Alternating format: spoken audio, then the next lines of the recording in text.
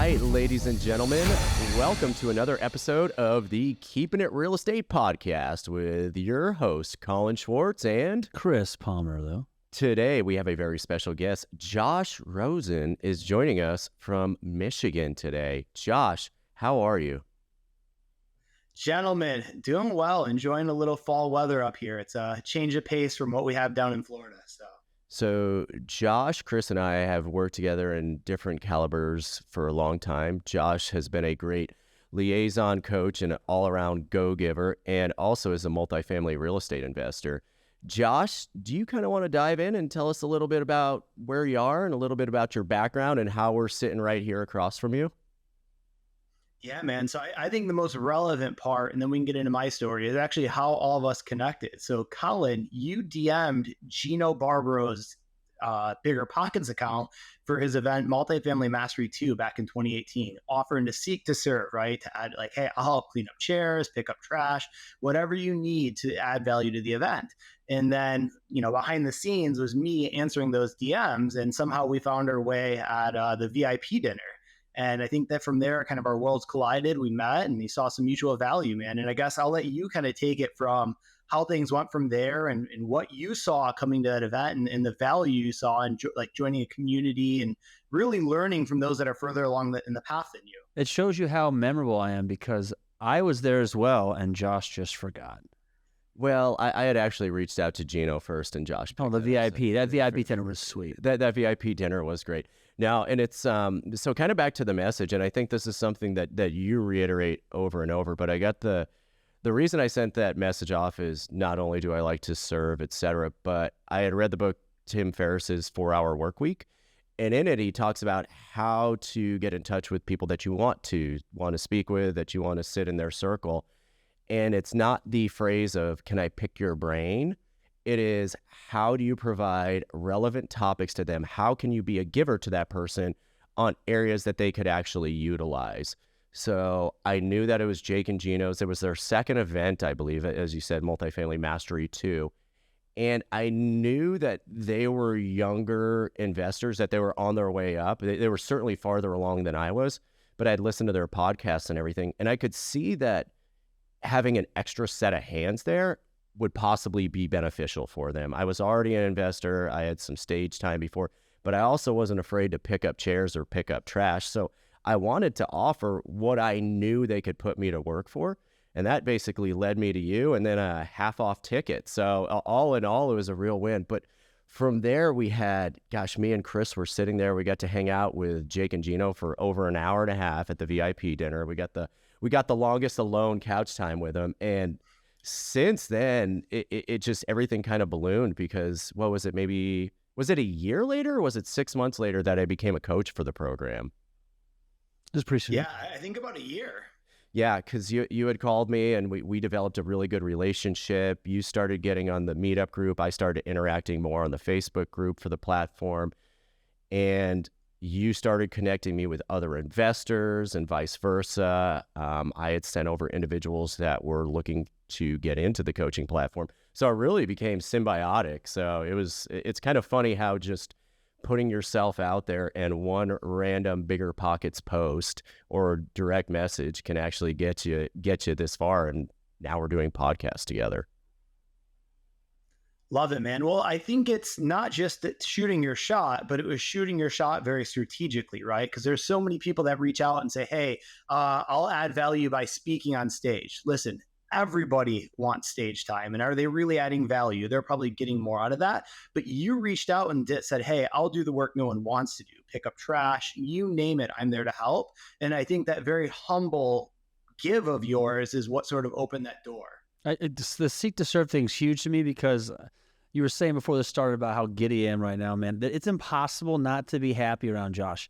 And what's funny about this whole seek to serve thing is that that's an awesome story, by the way. I did not know about how you two initially connected, but nobody embodies seeking to serve more than Josh. Josh is not only makes me happy, but like I just consistently like feel bad around Josh because he's so kind.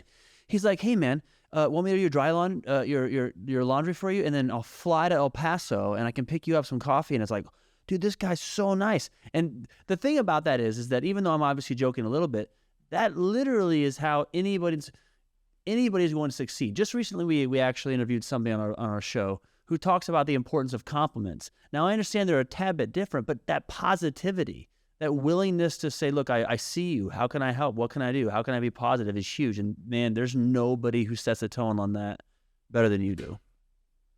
Yeah, Love it, guys. Well, go ahead. Go ahead, Josh.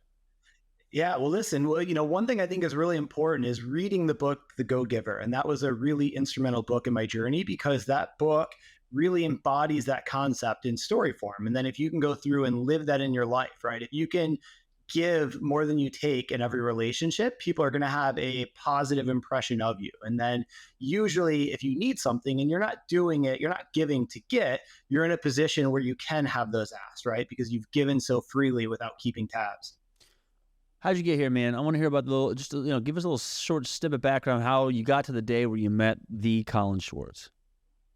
Boom. Okay, so it all starts 8th grade. I had an aunt who's in real estate. She handed me the book Rich Dad Poor Dad. Well, I read that book, and honestly, at that age, I wasn't in a position to really be receptive and implement that message in my life. So fast forward to college, it did plant a seed. I'm working for an orthopedic surgeon, and I'm wanting to be a doctor. So pre-professional biology, chemistry minor. And one day he comes home from work and he's like, look, man, I wouldn't do it. I wouldn't let my kids do it. He's referencing being a doctor. And here I am, 3.5 years into my college degree. And I just ponied up for an MCAT class, which honestly was like the most money I'd ever spent on something before. And so at that point, I'm like, dude, what's wrong? Like, are you having a bad day? And he's like, look, man, when I was in the 90s, I made 7 figures a year. And he's like, now I'm lucky to make half that. And I'm like, hold on, you're complaining about making $500,000 a year. Like, dude, what a great problem to have. And he's like, no, you really don't get it, man. He's like, by the time you graduate, you'll be $500,000 in debt. And I believe at that time, physician reimbursements will be between $100,000 to $200,000 a year. Basically, that's going to put you in a position where you're going to live in a 1-bedroom apartment for a decade just to get out from under that debt. So I'm thinking through these life choices and being like, that's not the path I want to go down. So I asked him, what would I do if you were me? And he says, go into business. I make more money being an entrepreneur than I do being a doctor. So at that point, I moved home and I tried my first entrepreneurial pursuit. So I move home and I decide I want to open up a home healthcare company. Well, 6 months in, I had a website, I had business cards, I had brochures, I had an LLC, I had a Google Voice number. But the issue was I hadn't generated a penny in revenue. And so my parents, believing that the entrepreneurial route was a pipe dream, was like, Josh, you got to grow up. It's time to get a job and move on. And at the time, the issue there was I didn't know the difference between activity and accomplishment. And that was a huge lesson I learned along the way. So from there, basically running out of options and living in my parents' house with very little money to my name, I get a job just to appease them, and it ends up being in sales, selling weed control and fertilization, literally just not to get kicked out of the house. And at that point, I reconnect with my aunt who's in real estate, and she's one of the more successful ones in my family. And I'm like, you know what? Maybe I want to get in this real estate thing. And I had a lot of time, not a lot of money. And that's when I went and took a job for a real estate investing education company, Fortune Builders, thinking if I can just seek to serve, working for them, get around successful people. And then if I can think and act like them, then I can be able to get the results that they have as well. What were you doing at Fortune Builders originally? Like, how'd you, because it's typically sales or education. So what was how did you get in there? What made you choose Fortune Builders, I guess, and that type of career path?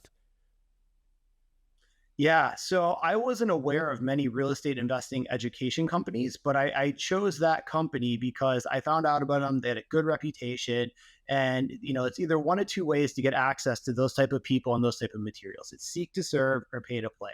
Well, I didn't have the funds to pay to play and get access to those people and that level of education. So I went and took a job and worked for them. And while working for them, I sold the education. And during that time, what I really learned is a lot of people don't have the financial tools in place set for retirement, right? The 401k system, and a lot of those are not really good retirement vehicles. And most people don't see that until it's too late, when they're in their 60s and they don't have enough money. And so I was able to empower people with the knowledge, education, tools, and community to be able to learn a different path to basically empower them in their own financial journey and take control of that.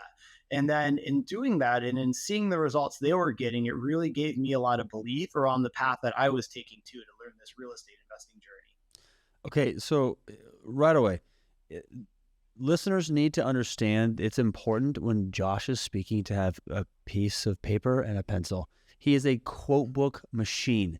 So two of the things that I love, activity versus accomplishment, that's huge, man. And we could spend an hour on that.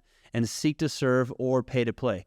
You know, one of the questions we'll ask later is, we won't get into it, but that's going to fit right into it, man. So it's great to hear you say that activity versus accomplishment thing, because so many people will say, I've been looking at real estate for over a year now. I haven't been able to do anything. It's like, well, what are you doing? Are you just staying busy listening to podcasts, or you get out there knocking on some doors? Like, there's a difference.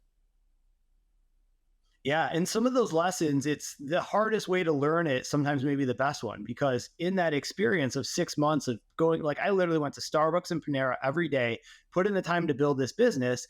And then my parents were like, Josh, you got to get a job or you got to get out. And at the time I had probably less than $1,000 by name. That was a pretty stern lesson of like, oh, I can't even afford to go rent something. Like I have to get a job and learn what I did wrong. What was your position at Fortune Builders? Was that all commission based? Yeah, so it was very largely commission based, and so with something like that, I'm very fortunate I was in that position. Right, my first sales position, selling lawn care, we were like a small local company, so we were a lot more expensive. So I had to learn how to sell value, not price, because there's a lot of True Greens and Scotts that could come out and compete you. And then at Fortune Builders, the same thing. But I am very glad I had those sales positions, because the truth is, with a position like that, your level of work ethic is what you get paid on. And that's the truth with entrepreneurship as well. It's not like I had this salary and it's like, hey, some people try to put in the minimum just to be a body there. With a sales position, you know, the top 15% probably make the top 80% of the money. And so I learned that the harder I worked, the better I got at my craft, the more financial reward I got. And that's a very good lesson. What were some of those skills that you used to get to, because you got to the top, right? You were one of the top salespeople there, correct? Correct. Well, I was very fortunate to have a very good environment with a lot of good salespeople around me. And when you have that position, if you can go ahead and get time and see what the most successful people are doing, then you can sort of rip off and duplicate that in your own world. And then on top of that, being able to read books and use your time, my nights and weekends, to learn those materials and practice it. You know, Jim Rohn always says you'll rarely exceed your level of personal development. And so if you're working harder on yourself than you are on your job, we got to work hard at both, but you know, you really are able to kind of rise to the top. And then it's things like listening to calls, right? A lot of people, after they get some level of results, stop doing the things that got them there in the first place. And then when they get kind of complacent, I believe that's when they stop growing. And I never stopped those activities, because I had always a next level of goals that I wanted to hit. Big Rohn fan? Love Jim Rohn. I think I listen to him like every other day. YouTube kicks out these little... Yeah, he puts the most eloquent, simple concepts and just distills them so they hit so hard. I would recommend everyone listen to Jim Rohn. I think we may have found somebody who's just might nudge you on the quote machine, and that's probably Jim Rohn. He's a beast. Okay, so what made you then want to look? A lot of sales backgrounds. You're seeing like the harder you work, the better you're going to get, and that's one of the things we could dive into certainly as well. Is that there's a problem with these salary positions because you're always capped out, and even these bonuses sometimes don't even really make sense and how they even calculate it. And where's the majority of the bonus going? And it's just great to see you learn very early on that the harder you work, the more you're going to get paid. But what made you start transitioning some of that into real estate? Okay, so while I was at Fortune Builders, what they would encourage is taking the money you make and then buying passive rentals. So single family homes through what they called the Passive Income Club, which they were really just white labeling Memphis Invest and Jacksonville Wealth Builders. Still a really good vehicle, right? Because you're getting 4 forms of income from it. You're getting cash flow, depreciation, the tenants are paying down the mortgage, and appreciation. And so as I'm seeing this system kind of scale and I'm calculating the rate at which I'll hit my goals, it's another decade at that company. And I'm like, man, there's got to be a faster way. So a good buddy of mine, Dylan Marma, and I decide that, look, we're really good at sales. Like, we've mastered our craft here. And we're at a point where we're probably working 65 hours a week. Like, it's tough to go a little bit more than that consistently. And we're kind of at the top income wise. So we're looking for that next jump. So my buddy Dylan pays $7,500 for 1 hour one-on-one with Grant Cardone. And he says, hey, we're going to start a sales training company. This is late 2017. So he flies from San Diego all the way to Florida and meets with Grant. And Grant says, hey, son, if I was your age and I could do it all over again, I would have skipped sales training and went straight into multifamily real estate. If I could do that, I'd be a billionaire instead of a millionaire. The only question is how many times over. And at that stage, right, we weren't even millionaires. So that was definitely the goal. So when he said that, our eyes opened up real wide and we're like, holy crap, this is the way to go. So at that point, we met and had lunch with Dan, who's also a uber successful person, right? Both him and Grant at the time had 9-figure net worths. And Dan says something similar. If I could do it all over again, I would have skipped residential and went straight to commercial. So at that point, we decided that commercial real estate, specifically multifamily investing, was the vehicle that we were going to go to next to really step our game up.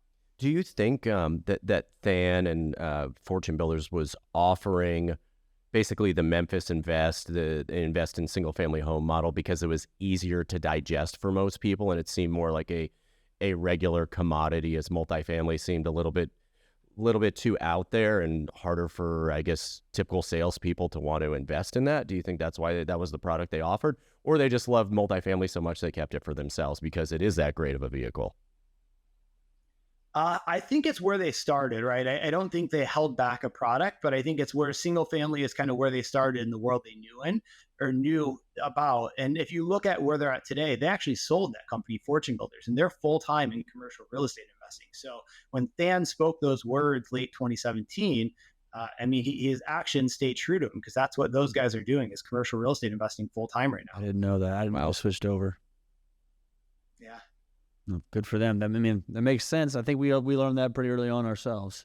Yeah, I never went into single family, so I started straight with, people call it residential, but with a threeplex. For me, what I always found, everybody was saying that they get scared of multifamily because of the risk. They think it's riskier. There's more this, that, or the other. For me, it seems a lot less risky. If you have one vacant unit in a single family, you're paying the entire mortgage.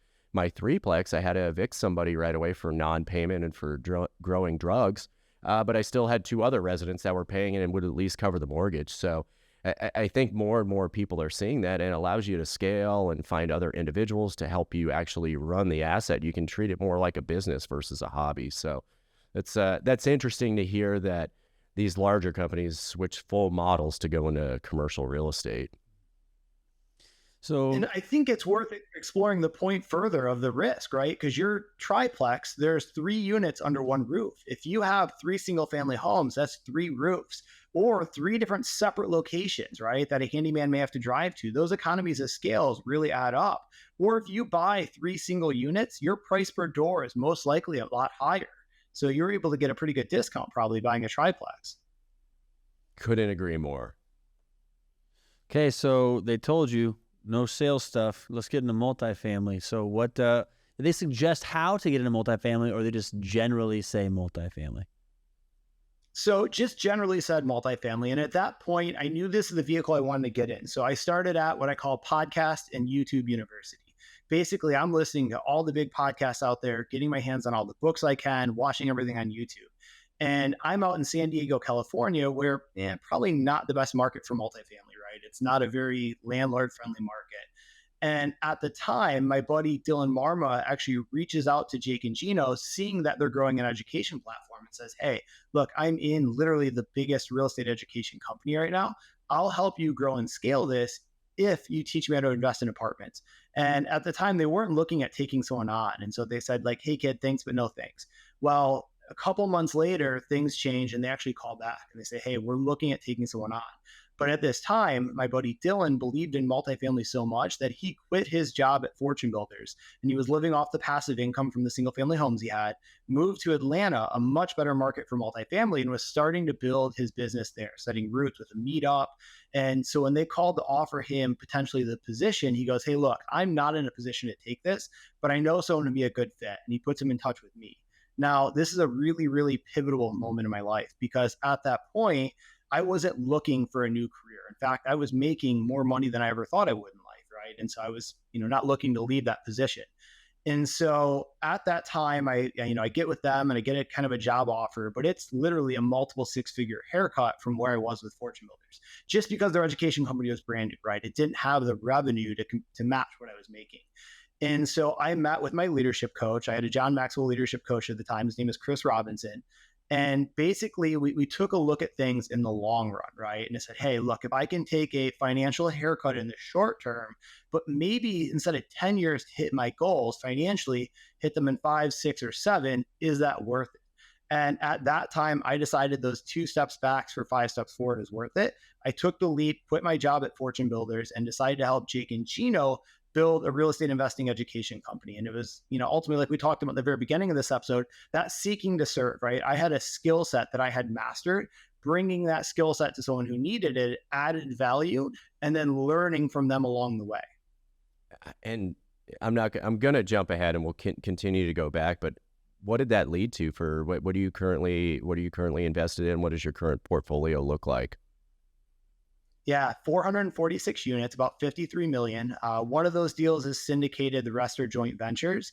And it's put me in a position where it's just opened up a lot of doors, right? The more financial security you have, it just feels better. And you're in a position where you can take more risks and pursue what you want to pursue, not because you're worried about where your next paycheck's going to come from. What's the most surprising thing about, you said 53 million in assets? Correct. What's the most surprising thing about owning that maybe you didn't expect to see, or what are some of the ancillary benefits or the amount of work, or just, what's different now than before you owned any real estate? Yeah, that's a great question. One of the things that I really love about multifamily is depreciation, and most specifically cost segregation. It's really, a lot of people say it's what you make, but I truly believe it's what you keep. And so if you're able to have a K1 with a substantial paper loss, you're really able to keep more of that money and reinvest it as well. The next thing is it's amazing to watch as rents continuously grow, how your cash flow grows as well. And then what I love, a lot of these deals now, we've gone and went and refied them. And when you do a refinance, that's tax-free, it's a loan. And so it's just been this snowball that the more you can put in it, the faster that snowball grows. And then the results just grow exponentially. No, that's great. As far as the tax benefits, so in the IRS code and the tax code, there is something called being a real estate professional. Are you considered a real estate professional, meaning you work 750 hours in the industry actively? Correct. And that has just such massive benefits, right? Because what that allowed me to do was take the income from the sales job that I had with Jake and Gino as a 1099 employee, and essentially write off the majority of those taxes. Yeah, I remember my first year out of my W-2, and I made about probably 40% less. I was in real estate full time. I maybe got up to 60 units that year. Lots of them were in repositions. I had some active income in the real estate, maybe a fee or two here and there. I was making some money from property management. But the thing that was surprising to me at the end of the year, because I went into it, without any mentors, any real coaching. And at the end of the year, my taxes showed my gross income significantly different, but my net income was almost exactly the same. I think I made significantly less on my gross and might have made more on my net. And that, my friend, was one of the biggest light bulb. It was unreal. The year before I had written, and this was a ton of money, a check for my taxes of like 17 grand, and I was paying in taxes the entire year. However, the following year, I was paying no taxes in because I was on my own. And also, I really didn't know, and I needed every dollar then. I was going to figure out how to pay my taxes when the tax man came. And instead, all of the depreciation and write-offs got rid of my tax burden. So it's just such a powerful thing that I don't think is talked about enough. I love that because the tax code is available for everyone, right? Anybody can do this. A lot of people, when they hear this, they say, oh, you're lucky or you're taking advantage of the tax code. Well, Loopholes. listen, you can do the exact same thing. And in fact, you should, and that's why the education and learning from people that have the results that you're looking to get is so important.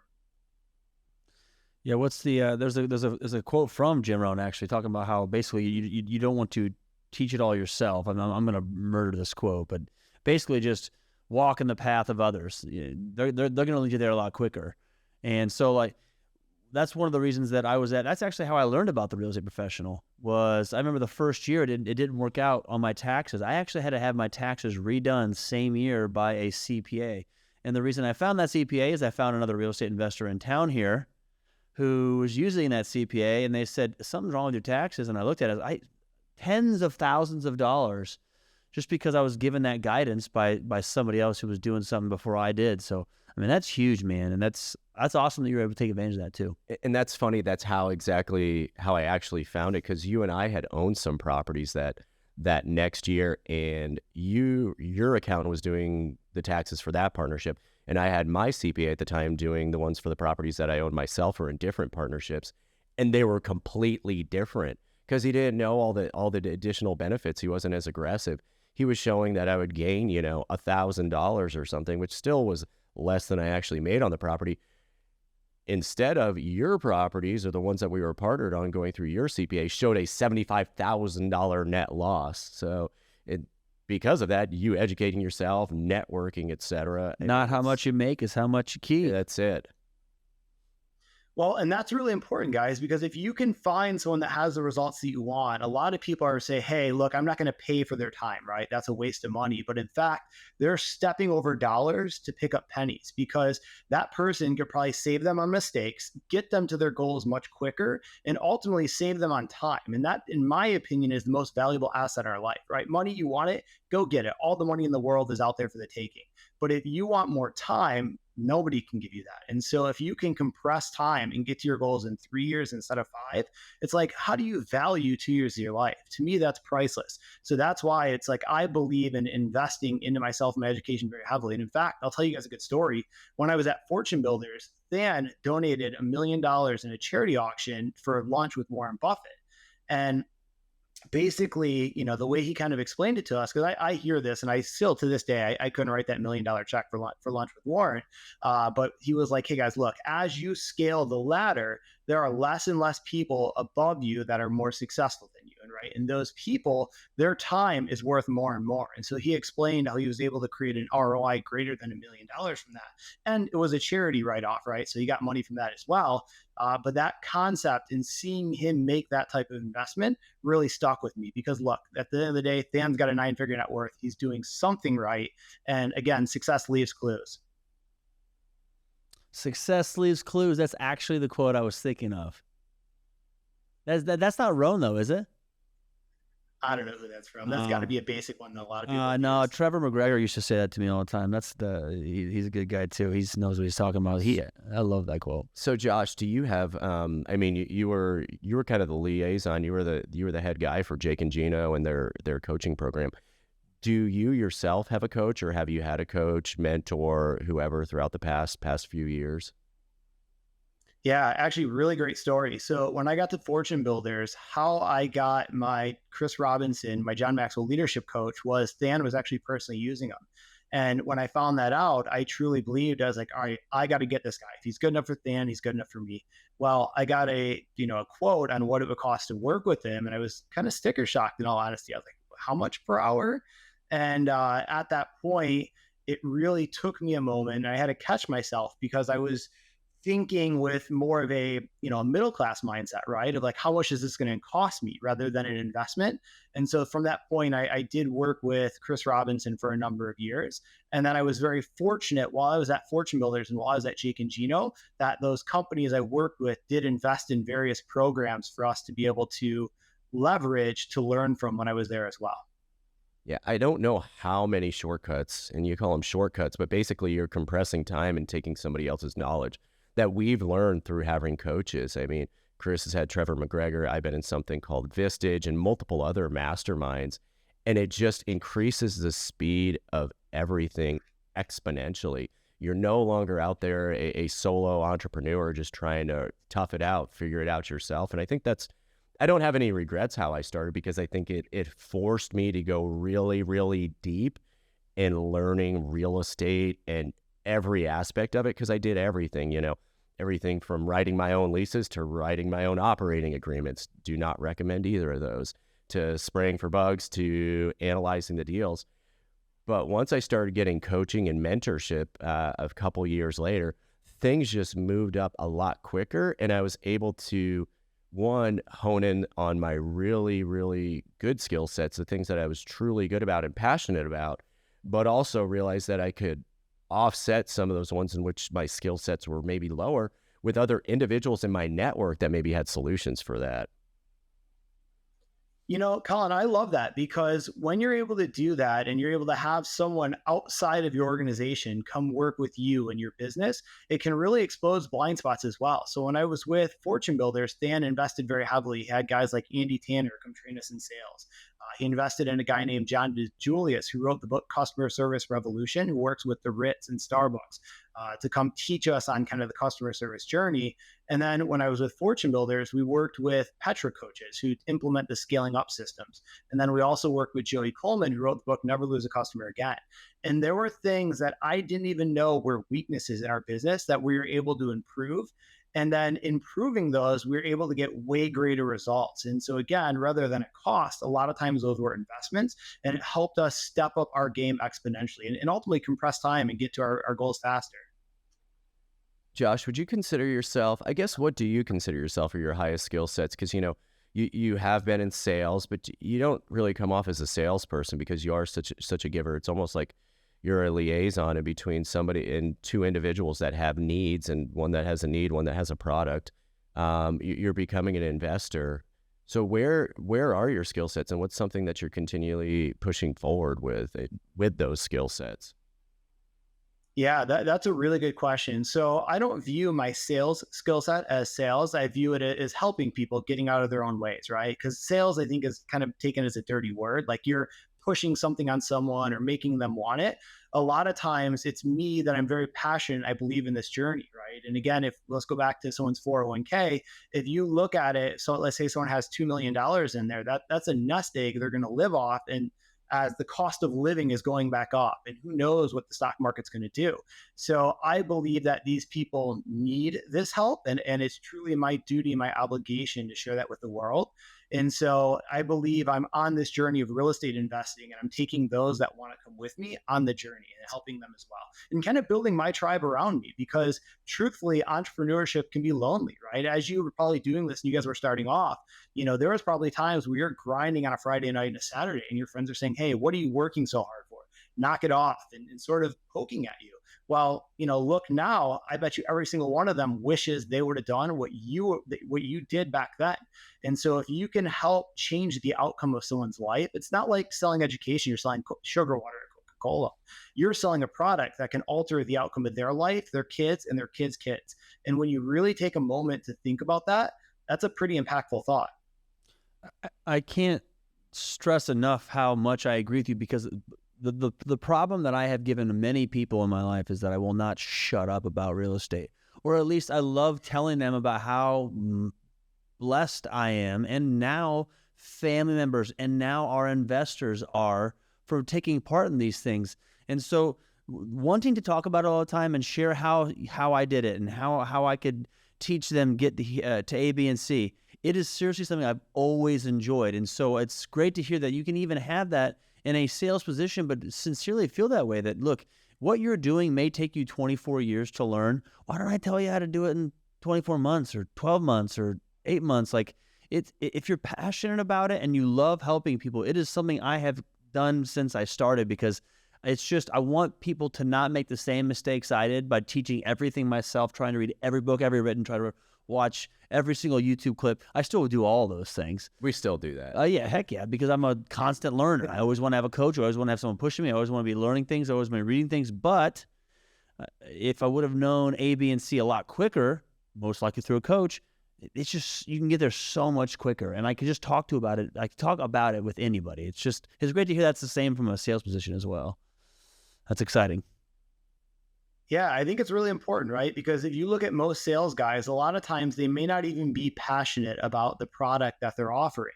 And so if you're able to, literally be a product of the product, right? Meaning surrounding yourself with mentors who are out there making things happen and then implementing that knowledge to get results like I have now and say, hey, look, if you're willing to put in the work, learn, get educated, be disciplined and stick with it, you can change your life too.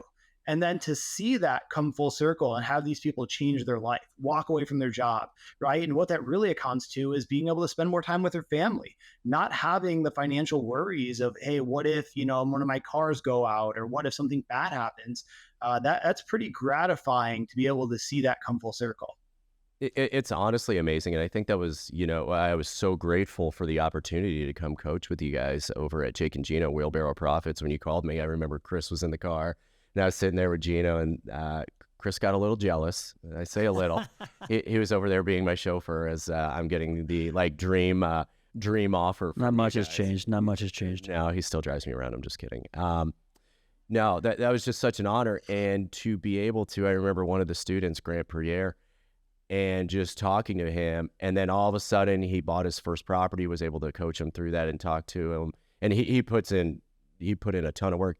And now he just sold it for a phenomenal winning, and it's life-changing, and he was in a job that he doesn't, not the biggest fan of, and be able to far exceed that type of income with just one deal and to be a part of that. I mean, that's life-changing, not only for him, but for me as well, the impact that can provide. And I know that's what you're doing.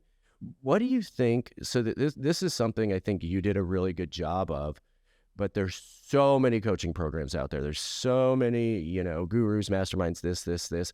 And oftentimes I feel like people are joining and then, okay, I'm ready.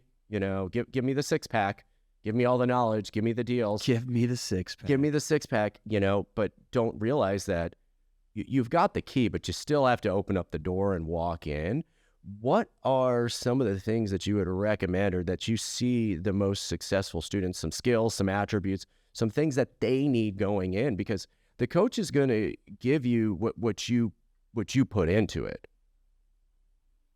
Yeah, so that's a good question. And one thing I took from Than actually is he would have his goals and he would have them in the mirror in his bathroom. So every morning and night, as he's brushing his teeth and before he's going to bed, he's sitting there and he's reading them. So he's ingraining those in his subconscious. So that way, when things get tough, and they do get tough in entrepreneurship, let's say your first 3 months in there, you could be putting in work and it's very realistic not make a paycheck at all. Where you're trained as a job, you put in 40 hours, you get paid at the end of that week. And so as you go through this, if you can focus on those big picture goals and why you're doing this, you're going to be less likely to give up. But when that why isn't clear, it's very easy to give up. And guys, actually watch this. I'll give you a very good example that illustrates that. And Chris, we'll ask you a question. So let's say I have 2 buildings, right? And they're 100 stories tall, right next to each other. And there's maybe 10 feet between them. If I had a plank, a little 2x4 plank going across those 2 buildings, 100 stories up, would you walk across it? Why? Would be my question. What's the other side? Most likely, yes. You would. I so wouldn't. Most people wouldn't do that, No, right? I'm out. If you I'm fall, you're dead. Yeah, he can get for me. I'm good. Well, but let me give a background. And I know I didn't plan this the way you wanted me to, but here's why. I'm guessing if you asked me to do it, it isn't just like this barroom bet that I won't do it. No, I would never do that. I'm guessing if I had to accomplish something by getting through that, then I would do it. So sorry about my answer. Yeah, so let's change that situation, right? So the average person isn't going to take that type of risk just to do it, right? Like you said, a barroom bet. But if that second building that's right next to there has your wife in it, and that building is burning down and she's passed out from inhaling smoke, you're not even going to think twice about going through and to save her. Now, the only thing that's changed in scenario 1 to scenario 2 is your why you're doing it. And so if you can be very clear on why you're doing what you're doing and have that bigger picture goal in mind, it's not if you're going to create success, it's a matter of when, because you're going to have that persistence and that perseverance to push through whatever you encounter. Right. I mean, look, I'm just glad you explained it because that's exactly what I just said is the why. I thought I was getting asked like if you had to, or if, you know, if you want to make some money, get over there. If you want to save somebody from burning fire, then yes. But if you just want to just see if you can walk across a 2x4, then the answer is no. So yeah, that's the why, man. And I think that everybody says that. Entrepreneurs, people being motivated and whatever they're going to do. What is it, cynic, right? To start with why. It's like get an understanding of why you're doing it and keep that in mind. Because like you said, there's ups and downs, roller coasters, man. But if you don't forget about why you're doing it, then it just ease through it, man. It's good. It's all worth it. That's crazy. It gives you kind of that light bulb moment, or at least for me, when I'm thinking about the majority of the population's why, and it ends with a paycheck to pay the bills. And then once that why is fulfilled, there's nothing after that. There may be drudgery, there may be discontentment, but there's nothing really outside of that driving the initial piece of it. They're just accomplishing the basic thing of what we're taught in school: get educated, do X, Y, Z, then you can go to an employer, do X, Y, Z, and then at the end of every 2 weeks, you get your cash to do X, Y, Z with, which is pay for a mortgage, put your kids through school, get groceries, go out one night a week to Red Robin, and then repeat over and over. But really, that's what it is. As us in this table, in this room, Josh, Chris, we have these whys that are so much bigger. It's for our family. It's for a legacy. It's for our staff. It's for our community of residents. Like, we see things and we are wanting to improve things because the bigger our why is, the more people we can affect positively. So that's it's just something that's often overlooked, how powerful that can be. And if you don't have one, there's a reason you're not moving forward, is because you don't have any clear direction. Yeah, and here's the thing. I don't blame most people. They're in a broken education system where they just don't know. And most people associate goals and self-improvement and the Tony Robbins stuff is kind of that hokey pokey woo-woo stuff. When really, I think that zooming out, looking at the big picture and getting clear on what you want life to look like, and then believing you can accomplish it is one of the starting places that most people should go. Because like you said, if you're just doing it for a paycheck, that's only surface deep, right? And if you're going to go out there and do that, you'll give up. But if I'm doing it so that I can coach Little League when I have kids and I can travel the world with my family and be the kindergarten room dad, man, that's something I want more than anything else in this world. Oh, that's Preach. That's beautiful. All right, Josh, I think we're going to do CNC's final three with Chris and Colin. These are the final three questions that we'll be asking you today. I'm going to start off with number one, and Mr. Chris, you can take it from there. Number one, and Josh, I already know you have these, but it's always great to hear you reiterate them. Daily habits. I have found more and more now that I get older, wiser, have family, have businesses, that winging it every day is not really the way to go, and that habits really do compound. So I'm just curious, what are your daily habits?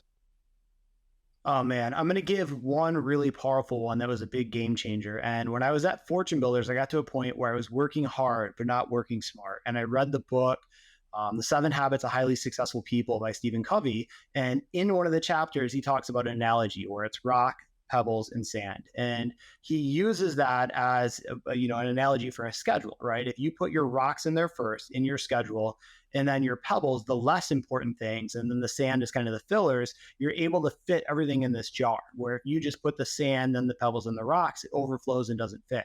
And so for me, time blocking is the most effective habit. It's allowed me to not know, hey, I want to do, study real estate this week. It's no, I'm going to study 12 hours at these times on these days. And so that the things I need to do always get done. And I'm sure that's something you guys do as well. But that was a habit that allowed me to really get the most out of my days. I love that because that relates back to an answer we've had before on this question of basically making them non-negotiables. Really, am I going to learn real estate this week, or am I going to set aside time where nobody's going to change this? I am going to learn about real estate from 8 to 9 every day. That's powerful, and that's awesome. You know what's really funny though is that before I started doing this, I used to think of scheduling and having my calendar time blocked as restrictive. I used to think that it was taking something away from me and reducing my freedom. And the more I've realized, the more disciplined I get with that, the more freedom I have, because then I don't have these things to worry about, that things are taken care of systematically. And then I do have more freedom because then the important things are taken care of. So I can start putting in some more pebbles and sprinkle those in because I have taken care of my rocks. So that's great, Josh. Okay, so you're starting over from scratch. You're answering that question that Marma got a chance to ask. If you had to start from scratch right now, how would you start into your investment or entrepreneurial journey? Oh man. So again, I'm bullish on commercial real estate. So multifamily investing, especially with this economic turbulence we're experiencing, I believe that's truly opportunity. So let's say I'm starting over. I have no connections, no money, but just know I want to get into this. What I would do is find someone who has the results that I want and is doing it at the level that I want to do it. And I would go find a way to add value to them. I would over deliver in every single way. I would learn their birthday, their favorite coffee, their wife's birthday. And I would just literally seek to serve. And I wouldn't work for money. Sure, you're going to make a little money working for them in whatever capacity you can, but I would work for that knowledge and then adding value, because you know what? That's going to create opportunity. And at the very least, you'll have the knowledge to go do it on your own if you don't end up becoming a partner with those people. Perfect. Great full circle back to one of your awesome quotes: seek to serve or pay to play. Okay, final question. What is the most important characteristic you feel that a leader should have? Oh man. So lead by example. And what I mean by that is there's a lot of leaders that are quote unquote bosses. And so they're up top kind of barking at their people, but they're not down below working with them. And I think that as you do that, you're showing them that you're willing to lead by the front and work. And it really communicates the vision of, hey, we're a team together rather than I'm a boss, over you. Nice. That's beautiful. Well, Josh, before we head out, how can everybody get a hold of you? And is there anything that you are looking for? Any individuals you want to work with or connect with? Yeah. So if anybody's investing in the Jacksonville, Florida market, feel free to reach out to me. I'll go ahead and give my cell phone and my email as well. So my cell phone is 810-348-6689. My email is joshroosen@gmail.com.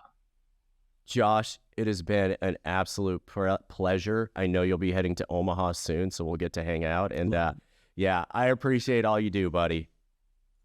Gentlemen, thank you. It's been a blast. Great having you, man. Thanks, sir.